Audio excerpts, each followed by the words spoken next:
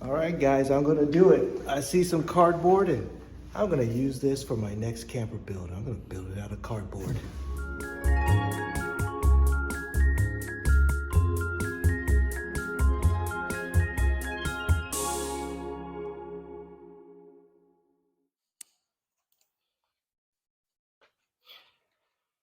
Hey guys, so yeah, I lied. It's not my final build. So this is my couples camper and you guys seen it and I was on the Glorious Life on Wheels and we did a live broadcast. You could look at the link up here.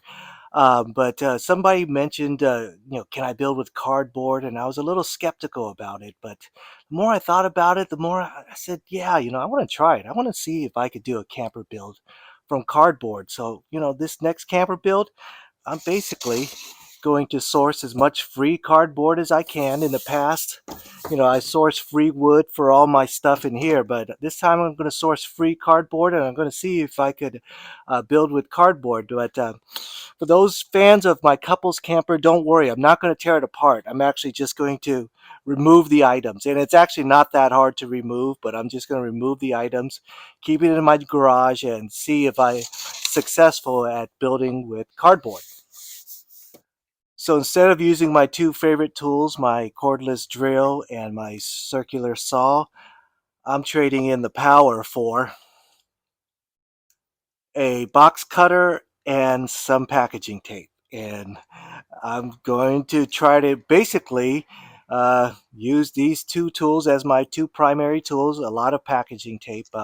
One of the things that I was concerned about with cardboard is just its resistance to water.